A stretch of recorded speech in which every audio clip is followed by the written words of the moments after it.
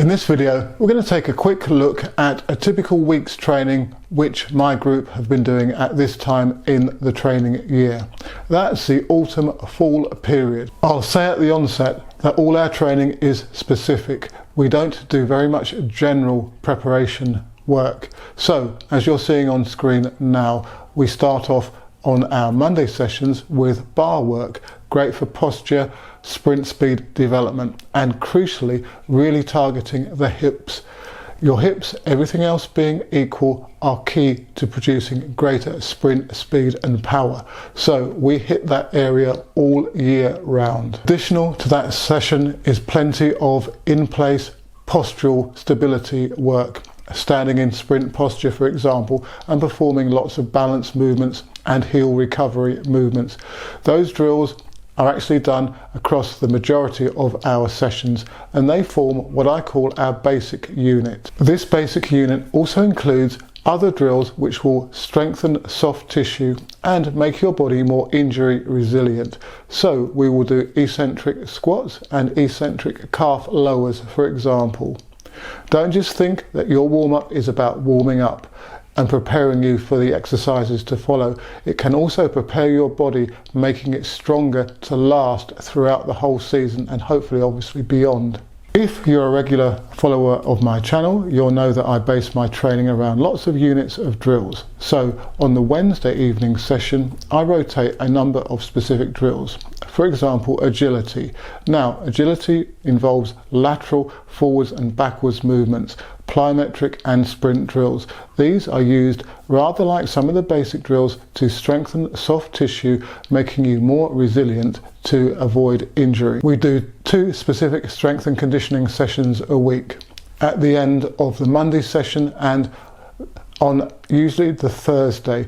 Now, those sessions are potentiating sessions and they combine plyometrics and weight training exercises into the same workout. So we get a greater neural output. Your body is able to produce greater power by combining those 2 exercises, or those 2 exercise modes, I should say, into the same workout. And if you look elsewhere on the channel, you'll find plenty of videos on complex and contrast training. At this time of the year, we do some longer runs, but for me, longer runs are about 90 meters in total for the majority of the group. Some do run a little bit longer. However, our 2 key speed development endurance sessions, for want of a better way of putting it, are on the Wednesday night and the Saturday morning.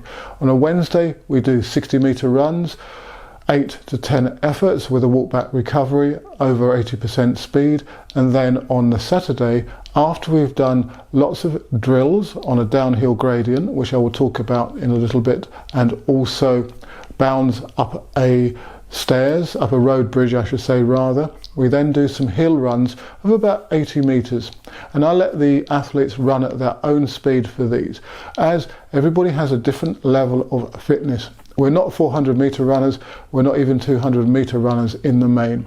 Therefore, I only want the jumpers to be able to complete all the drills that I set for them in our sessions at a good level of intensity and with good skill. Now, I've got to add that all the units of drills that we do are very demanding, and some of the newer athletes are finding that particularly to be so neurally, i.e.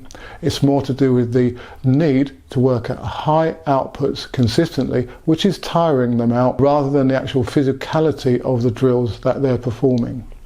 So your body will adapt neurally to the type of training that you're doing and not just physiologically.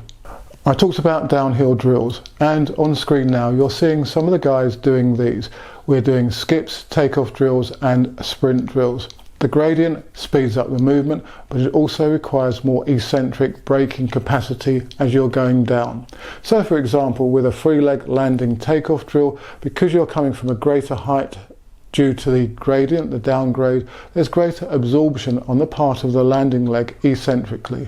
So not only are we working on the mechanics of the takeoff movement and speeding that up due to the downgrade, but due to the greater forces involved in the landing, we are getting greater eccentric return on our efforts as well. I do try to tweak the training for individual athletes within each session, As you can see, sometimes I have a large group, so all of my sessions are planned around the various drill units and the themes which I have. However, I will also give slightly different exercises, sometimes for different athletes, depending on how I perceive them in terms of what they need to do, and also how they're responding to the exercises that I'm actually giving them.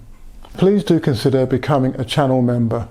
If you become a coach athlete channel member, you'll get access to exclusive videos that I make, which deep dive into the subject matter that's really going to make you a better coach or an athlete.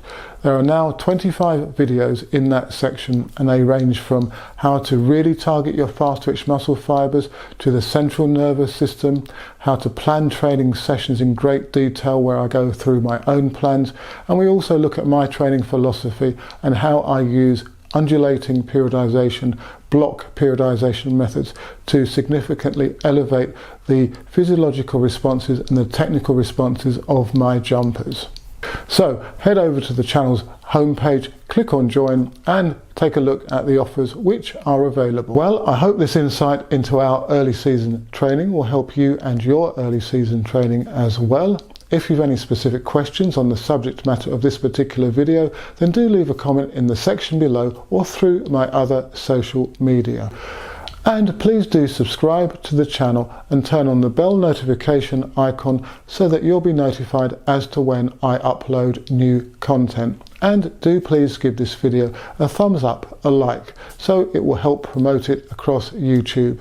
Thanks for your continued support, and of course good luck with your training and any competitions that you may have coming up. Freelap have just launched a new piece of kit. Now this looks like the TX Junior Pros, the pyramids, yellow pyramids, that record the times as the athletes pass them. But what this one does, it actually gives you the command on your marks and sets the athlete off with a bang. So it emits the sounds through a speaker built into it. It gives you a 10-second lead in once you press the set button, and then randomly within I think a 2.5 second period the gun will fire through the device to set you off. Now that triggers the system. So it's going to be a very accurate way to measure starts. If you want to find out more, then do get in contact with me.